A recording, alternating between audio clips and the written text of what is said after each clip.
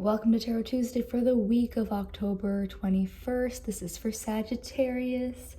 Sagittarius, happy Scorpio season.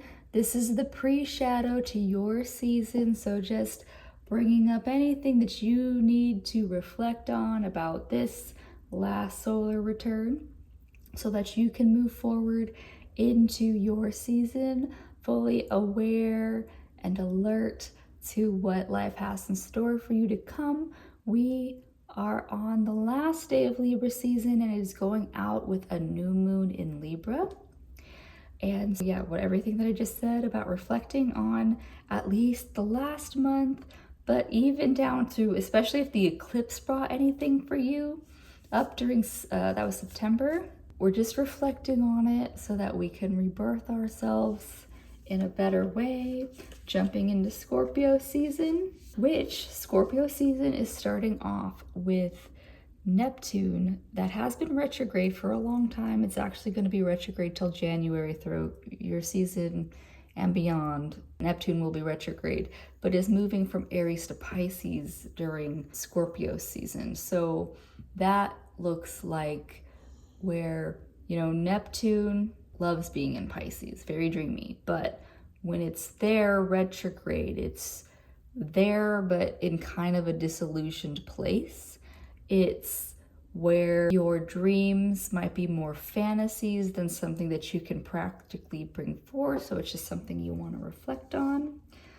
But bigger than that, your ruling planet, Jupiter, is squaring Chiron, which is the wounded healer. So for you to really feel into that wounded healer of what is holding me back from being my fullest authentic self, what is the wounds within me that I am constantly repeating in this lifetime?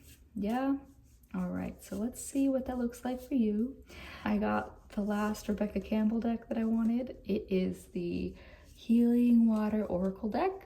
As we're in a water sign season with Scorpio, we're going to use this deck. All right.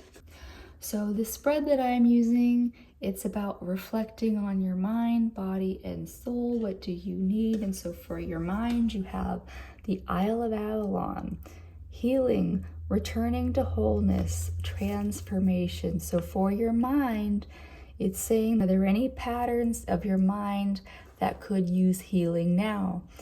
Is there, a more holistic way of thinking? A lot of us get stuck in this way, especially as we age. It's like, this is the way that I've seen the world. This is the only way that things can happen. Really reopening your thought process to being more expansive of, just because this is the way I've always done it doesn't mean that this is the way it's always going to be. Being open to new possibilities. And that is how we're going to return to wholeness and transformation. I said this last week about where my teacher was talking about how him and his partner, like, she can go to the grocery store one day and come back a fully different person. Be open to that level of transformation where it doesn't have to be like you had to go to Bali on like a retreat to get, a new vision. It could literally just be while you're sitting in your car at a stoplight.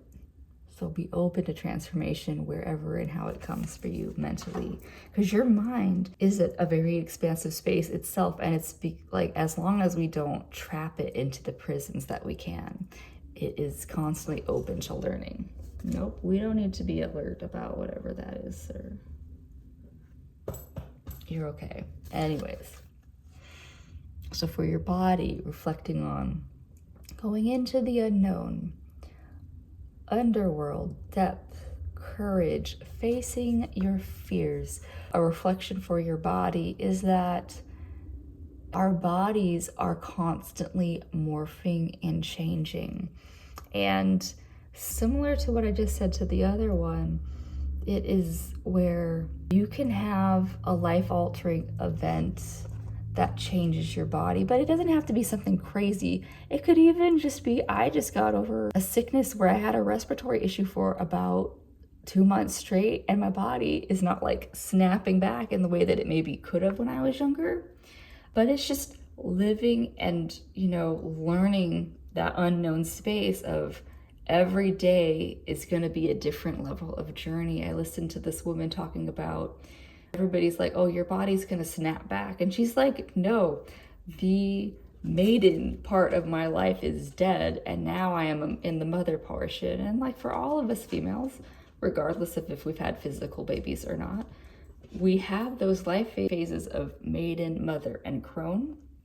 And that's just our bodies, hormonally even, are going through these cycles. And so living with them where they are into the unknown is saying that don't be afraid of these unknowns. They're only unknown because we haven't faced them yet, versus being afraid. So like for people who are afraid of going to doctors, that kind of unknown can create more problems for you. If there is something that's coming up in your physical body, you want to make sure that you face that fear, you go get it checked out. But also just unknowns of, if you have like a desire to, run a marathon or something, that's going to be an unknown until you know it. But that means that you have to start training your body and just seeing where your body's limits are. There are no limits. You can see people into those older ages still doing triathlons and things, hiking up crazy mountains. You just have to keep your body open to facing those. But with the underworld too, is remembering that our body isn't meant to just go, go, go.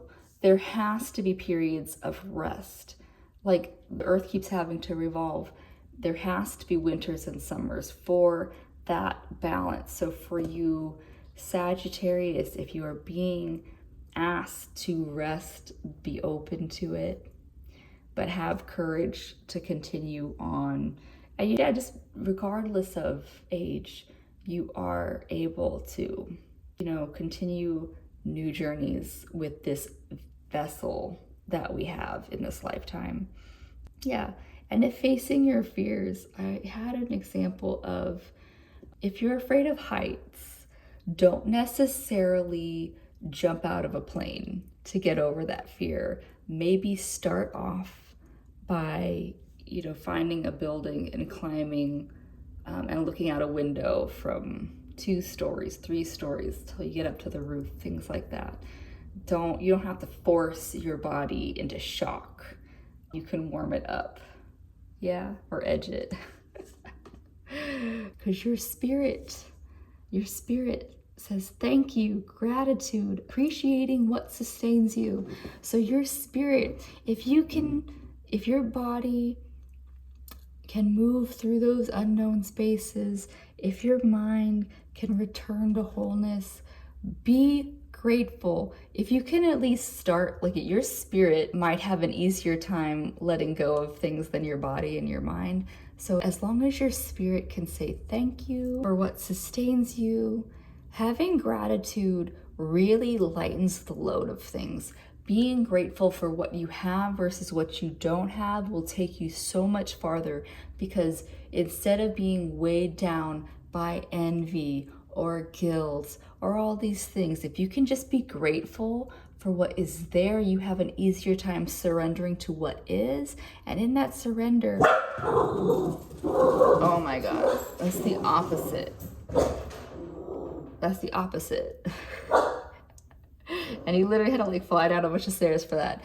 The opposite is lightness. You will be lighter. You will have an easier time moving if you open up to gratitude. Yeah. All right. Well, that's what I have for you, Sagittarius. It is your pre-shadow.